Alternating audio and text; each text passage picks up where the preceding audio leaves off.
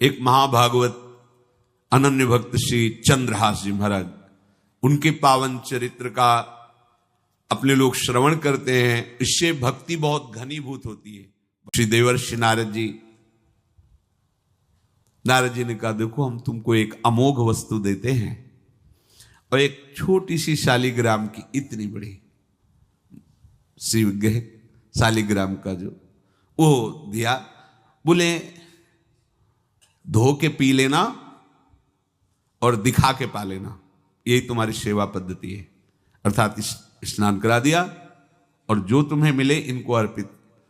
तो उन्होंने विचार किया कि धोने के लिए, स्नान कराने के लिए पात्र चाहिए, भोग लगाने के लिए पात्र चाहिए। तो जैसे कोई पान की बीड़ी नहीं, तो ऐसे कपोल में शालिग्राम को रखे रहते, कोई पात्र ही नहीं, कोई सिंहासन ही नहीं, यही धुल गए। चरणामृत अंदर जा रहा, जब पाएंगे तो यही पा लेंगे, साइड में ऐसे करके फिर निकाल के धो। यहां कपोल में रखते छोटे से शालिग्राम चंद्रहास जी, और उपदेश किया भगवान के मंत्र का। जब कोई भगवत प्राप्ति के लिए चलता है तो भगवान ही गुरु रूप से प्राप्त होते हैं, वहां तक तुम्हें पहुंचा देते हैं या उन महापुरुष को आपसे मिला देते हैं।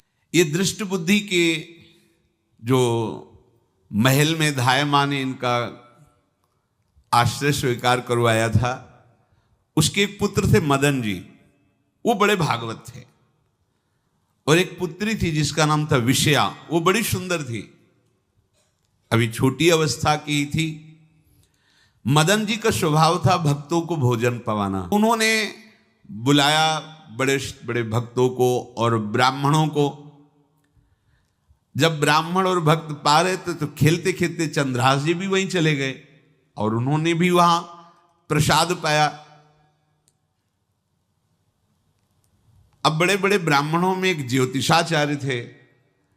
दृष्ट बुद्धि जी ने हाथ जोड़कर प्रणाम किया और अपने परिवार को प्रणाम करवाया और कहा, यह हमारी पुत्री है। दृष्ट बुद्धि जी ने कहा, आप इसका हाथ देकर बताइए, इसको वर कैसा मिलेगा, कैसा ऐश्वर्य होगा।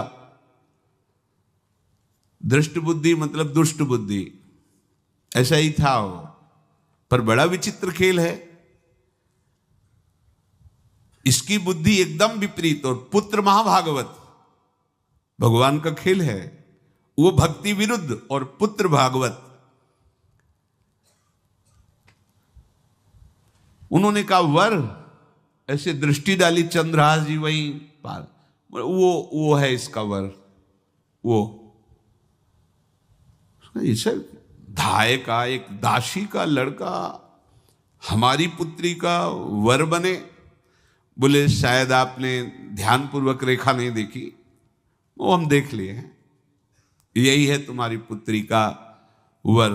दृष्ट बुद्धि ने विचार किया कि एक भिखमंगा हमारी राजकुमारी पुत्री का दूल्हा बनेगा। पंडित जी को तो दक्षिणा दी, विदा किया और सैनिकों से कहा घर से निकलने न पावे बालक। भला मुझ सम्राट के मंत्री की पुत्री, वो महामंत्री हैं दृष्ट बुद्धि, और ये एक भिखमंगा कैसे हो सकता है। बड़ा हृदय में जलन हुआ, ये तो बड़ी अपकीर्ति और दुर्भाग्य का विषय होगा, इसी को मरवा डालते हैं, काम खत्म हो जाएगा। निश्चय किया और जल्लादों को बुलाया और कहा, बालक जो पंगत में भोग पा रहा है, इसको ले जाओ और जंगल में मार के, और इसका कोई अंग हमें काट के दिखाओ कि हाँ मार, मतलब पक्का मार देना है। क्योंकि वो इतने सुंदर थे, इतने सुशील थे, इतने प्यारे लगते थे कि कोई भी मारने के लिए तैयार। इसीलिए उसने शर्त रखी, इनका अंग काट करके हमको प्रमाण में दिखाया जाए कि मार दिए गए हैं। पांडालों ने हाथ पकड़ा, चंद्रहास जी को ले गए। चंद्रहास जी का स्पर्श करते हुए उनको ऐसा दुलार होने लगा हृदय में, जैसे मां को अपने बच्चे से दुलार होता है। स्पर्श करते, दरस परस अघनाश, भक्त का स्पर्श ही पापों का नाश कर देता है। वो दो जल्लाद आपस में कहने लगे, भाई जीवन हो गया लोगों को मारते हुए, कभी कोई पुण्य का काम नहीं किया। ये देखो भक्त संग का प्रभाव। इस सुकुमार विशाल नेत्र, कैसा सुंदर बालक जो हमारे चित्त को चुरा रहा है, इस दुष्ट बुद्धि मंत्री ने आदेश किया मारने का, भला इससे क्या बिगाड़ा इनका, क्यों मारना चाहता है? देखो वैसे तो मां पापी है ही है, क्योंकि जल्लाद घर में जन्मे हैं, पूर्व जन्म के पापों के अनुसार इस जन्म में न जाने कितनों को हमने काटा है। पर पता नहीं क्या हो रहा है, मेरे हृदय में ऐसी हिम्मत नहीं आ रही कि इस बालक को मैं मार सकूं। दूसरे ने कहा फिर अगर उसको तुम नहीं मारोगे तो तुम मारे जाओगे, कुछ तो करना पड़ेगा। नहीं नहीं, इस छोटे से बालक से क्या किसी को नुकसान। एकांत जंगल में ले गए और कहा तुम जानते हो हम तुम्हें किस लिए बुलाए हैं? चंद्रहास जी बालक थे, 5 वर्ष की आयु अब हो गई थी। तो उनका मुझे पता नहीं कि आप क्यों लाए हैं। बोले हम जल्लाद हैं, तुम्हें मारने का हुक्म दृष्ट बुद्धि ने दिया है, मारना तो पड़ेगा ही तुम्हें। हमारी इच्छा नहीं कि मारें, पर हम तुम्हें अंतिम बात पूछते हैं, तुम्हें कुछ भी पसंद हो, कुछ भी, तो तुम कहो, हम तुम्हारे लिए ला के देंगे। जो तुम्हें चाहिए बोलो, पर हमें वध करना पड़ेगा तुम्हारा। तो उनका मुझे कुछ और नहीं चाहिए, बस थोड़ा सा समय चाहिए। यदि आप मारना ही चाहते हो तो थोड़ा हमारी पूजा है हम कर ले, इसके बाद मार लीजिए।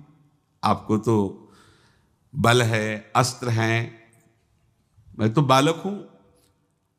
उनका हाँ हम तुम्हें समय देते, तुम किसी को पुकार भी सकते हो, जो तुम करना चाहो कर सकते हो।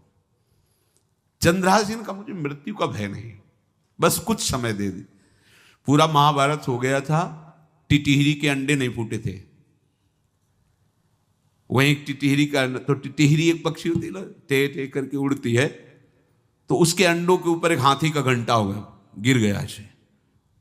सब पूरा महाभारत में सब नष्ट भ्रष्ट, वो अंडे वैसे सुरक्षित। तो जो प्रभु भारत युद्ध में राखे भरही अंड, सोई मुंह को राखे जो राखत ब्रह्मांड।